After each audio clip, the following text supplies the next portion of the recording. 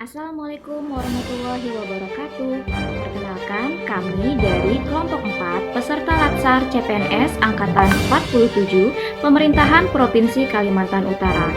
Kami terdiri dari Saiful Bakri Bakran, Rini Ayu Febrianti, Seliana Larissa, dan Yuliana Bani. Negara ASN di Kabupaten Klungkung yang terbukti melanggar disiplin PNS karena diduga ikut dalam kegiatan kampanye diumumkan di depan publik. Saat melakukan apel rutin pegawai Senin pagi, Kepala Badan Kepegawaian dan Pengembangan Sumber Daya Manusia Pemkab Klungkung mengumumkan 3 ASN yang melakukan pelanggaran disiplinan. Di video kali ini, kami akan memaparkan learning journal mengenai hukuman disiplin dan promosi ASN. Sebelumnya, mari kita ketahui dulu apa arti dari disiplin pegawai negeri sipil. Disiplin pegawai negeri sipil adalah kesanggupan pegawai negeri sipil untuk menaati kewajiban dan menghindari larangan yang ditentukan dalam peraturan perundang-undangan dan atau peraturan kedinasan yang apabila tidak ditaati atau dilanggar dijatuhi hukuman disiplin. Berikut adalah kewajiban dan larangan bagi ASN. Yang pertama ada kewajiban ASN, yaitu mengucapkan sumpah atau janji PNS. Yang kedua, mengucapkan sumpah janji jabatan. Yang ketiga, setia dan taat sepenuhnya kepada Pancasila, Undang-Undang Dasar Negara Republik Indonesia tahun 1945, Negara Kesatuan Republik Indonesia, dan pemerintah. Kewajiban selanjutnya ada menaati segala ketentuan peraturan perundang-undangan. Lalu melaksanakan tugas kedinasan yang dipercayakan kepada PNS dengan penuh pengabdian, kesadaran, dan tanggung jawab.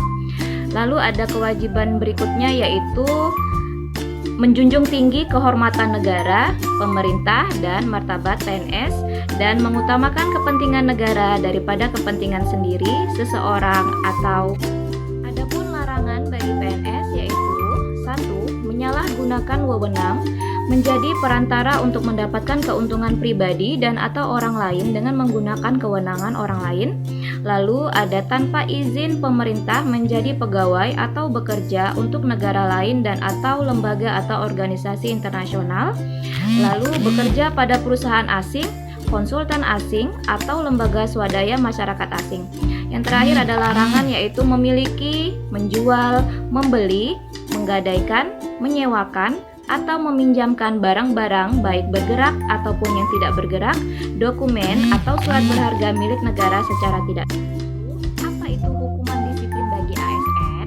Hukuman disiplin adalah hukuman yang dijatuhkan kepada ASN karena melanggar peraturan disiplin PNS. Adapun hukuman bagi ASN yang melanggar disiplin tersebut itu terbagi menjadi 3, yaitu ada hukuman disiplin ringan, hukuman disiplin sedang, dan hukuman disiplin berat. Hukuman disiplin ringan itu terdiri dari teguran lisan, teguran tertulis, dan pernyataan tidak puas secara tertulis. Lalu kalau untuk hukuman disiplin sedang itu terdiri dari penundaan kenaikan gaji berkala selama 1 tahun, penundaan kenaikan pangkat selama 1 tahun, dan ada penurunan pangkat setingkat lebih rendah selama 1 tahun. Lalu yang terakhir itu jenis hukuman disiplin berat itu terdiri dari penurunan pangkat setingkat lebih rendah selama 3 tahun, pemindahan dalam rangka penurunan jabatan setingkat lebih rendah, pembebasan dari jabatan, pemberhentian dengan hormat tidak atas permintaan sendiri sebagai PNS, dan ada pemberhentian tidak dengan hormat sebagai PNS. Penjatuhan hukum disiplin dibagi menjadi 2. Yang pertama, penjatuhan hukum disiplin bagi PNS yang tidak masuk kerja tanpa alasan yang sah. Yang kedua, penjatuhan hukum disiplin bagi PNS yang tidak mentaati ketentuan jam kerja tanpa alasan yang sah.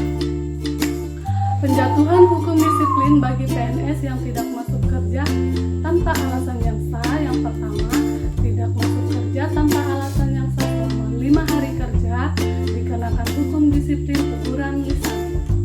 Yang kedua, tidak masuk kerja tanpa alasan yang sah selama 6-10 hari kerja dikenakan hukum disiplin teguran tertulis. Yang ketiga, tidak masuk kerja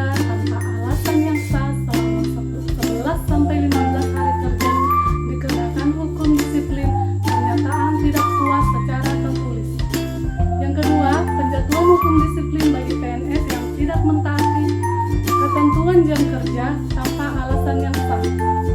Yang pertama, terlambat masuk kerja atau cepat pulang tanpa keterangan yang sah secara kumulatif jumlahnya menjadi 7,5 dikonversikan sama dengan 1 hari tidak masuk kerja. Yang kedua, pejabat yang berwenang menghukum wajib menjatuhkan hukum disiplin kepada PNS yang melakukan pelanggaran disiplin. Apabila pejabat yang berwenang menghukum tetapi tidak menjatuhkan hukum disiplin kepada PNS yang melanggar disiplin, maka pejabat tersebut dijatuhi hukum disiplin oleh pejabat atasannya, sama dengan hukum yang seharusnya dijatuhkan kepada bawahannya. Proses penanganan kasus hukum disiplin terbagi menjadi 4, yaitu yang pertama pemanggilan, yang kedua pemeriksaan, yang ketiga penyusunan berita acara, yang keempat tindak lanjut. PNS dapat diberhentikan dengan hormat karena berbagai alasan, antara lain atas permintaan sendiri, kemudian mencapai batas usia atau BUP, kemudian perampingan organisasi atau kebijakan pemerintah, kemudian tidak cakap jasmani dan atau rohani, dan meninggal dunia, tewas atau hilang. Kemudian PNS diberhentikan tidak dengan hormat karena berbagai alasan. Yang pertama, melakukan penyelewengan terhadap Pancasila dan Undang-Undang Dasar 1945, kemudian dihukum penjara atau kurungan berdasarkan putusan pengadilan yang telah memiliki kekuatan hukum tetap karena melakukan tindak pidana kejahatan jabatan atau tindak pidana kejahatan yang ada hubungannya dengan jabatan. Kemudian menjadi anggota dan atau pengurus partai politik. Nah, kemudian yang ketiga, PNS juga dapat diberhentikan sementara apabila diangkat menjadi pejabat negara, kemudian diangkat menjadi komisioner atau anggota lembaga non-struktural, atau ditahan karena menjadi tersangka tindak pidana. Promosi ASN.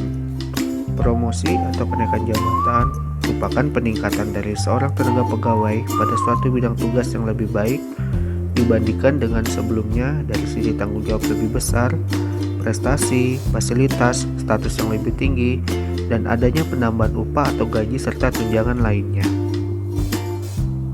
Tujuan promosi jabatan. Tujuan secara umum dilaksanakan program promosi jabatan ini adalah untuk meningkatkan efisiensi dan efektivitas kerja organisasi. Tujuan umum tersebut dapat terwujud karena secara khusus pelaksanaan promosi jabatan akan mampu menghasilkan beberapa tujuan khusus yang merupakan sasaran Bung 14 tentang aparatur sipil negara pasal 72 angka 1 bahwa promosi PNS dilakukan berdasarkan perbandingan objektif antara kompetensi, kualifikasi, dan persyaratan yang dibutuhkan oleh jabatan. Penilaian atas prestasi kerja, kepemimpinan, kerjasama, kreativitas, dan pertimbangan dari tim penilai kinerja PNS pada instansi pemerintah tanpa membedakan gender, suku, agama. Pertama, promosi sementara. Yang kedua, promosi tetap. Yang ketiga, promosi kecil. Dasar-dasar promosi jabatan. Program promosi hendaknya memberikan informasi yang jelas apa yang dijadikan sebagai dasar pertimbangan untuk mempromosikan seorang pegawai dalam organisasi tersebut. Hal ini penting agar pegawai dapat mengetahui dan memperjuangkan nasibnya. Sekian pemaparan dari kelompok kami. Semoga apa yang kami sampaikan dapat bermanfaat bagi teman-teman. Bila ada kurang, saya mohon maaf. Wassalamualaikum warahmatullahi wabarakatuh.